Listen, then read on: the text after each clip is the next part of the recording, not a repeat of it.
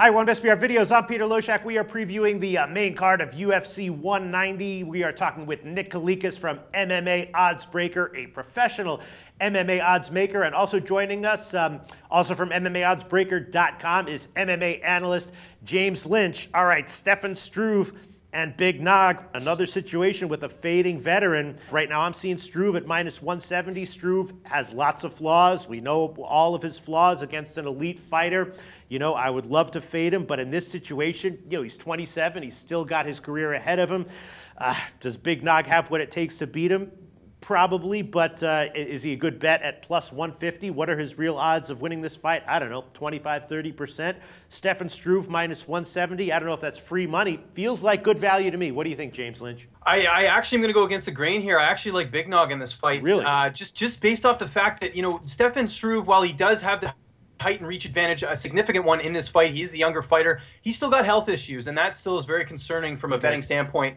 And also just the fact that, you know, a lot of his wins are against guys that really, you know, other than Stipe Miocic, he hasn't really had a really good signature victory. And the guys he's losing to are guys that he should probably be beating. I mean, the fight with Overeem, his last fight, that's a fight where I think it should have been a lot more competitive, and it wasn't. Overeem was able to overwhelm him and take advantage. Now, granted, Big Nog, he's 39 years old. You know, he's 2-4 in his last 6 fights, but a lot of those fights were against guys of higher caliber competition. You know, they weren't guys. I mean, Fabricio Werdum is the current champion. Not a bad loss to have on your resume, in my opinion. So, you know, I just look at the experience factor here. I look at the fact that Nog has more ways to win this fight, and I think if he's able to kind of get in the inside and not, you know, have to be frustrated with the reach and the height, I think he could end up winning a decision in this fight, and I do think there is some value in Big Nog as the underdog. All right, when you talk about his health issues, are you talking about the heart issue? Because Yes. you know, I was reading that was a problem that was fixed, and I'm kind of throwing that out and just assuming that that's not an issue anymore. But is that what you're referring to? That is what I'm referring to, and you know, I'm not obviously not a doctor, but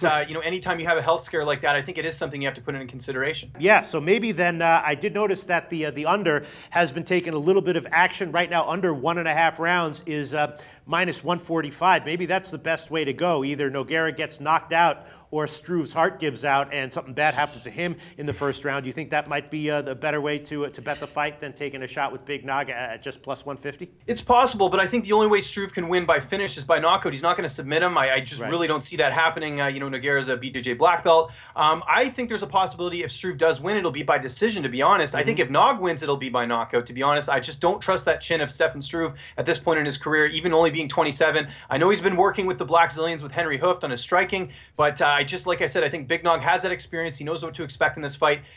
Stefan Struve does not throw bombs like Roy Nelson does. I think that Nogueira will be able to survive this. All right, you've talked me off of Stefan Struve. Thanks so much, James Lynch. Nick Kalikas, this is another tough one, another tricky one. Where would the public prefer to come in? I don't really know. I guess they would prefer to bet Big Nog and maybe his final fight, sentimental value. I don't know. Where'd you open this line?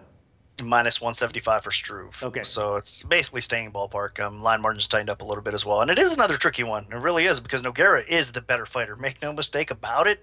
Across the board, I mean, you can't even compare it. I mean, not taking anything away from Struve. He's definitely has a lot of ability as well. I mean, he can beat you on the feet. He can beat you on the ground. But still, I don't really see any area that he's better than Nogueira in. But at the same time, it is 2015, and that's where everything comes into play here, because, man, Nogueira just looks so slow to me. I mean, that's a problem. He was doing great against Werdum on the feet, actually.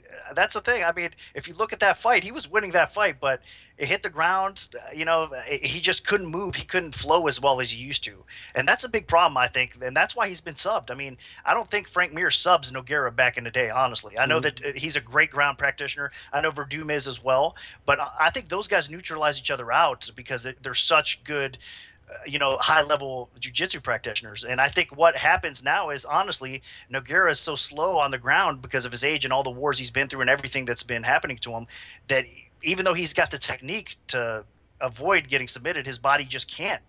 So if that makes sense, it just won't let him, you know. Yeah, so he's old. We know what that's all about.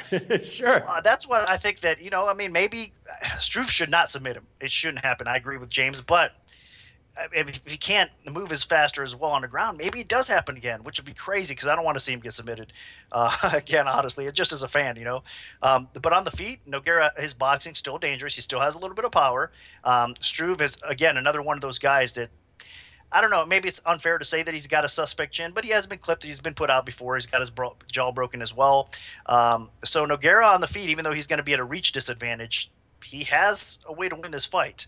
No doubt about it. But then again, you look at it again with the decline in age, his chin's getting worse as well.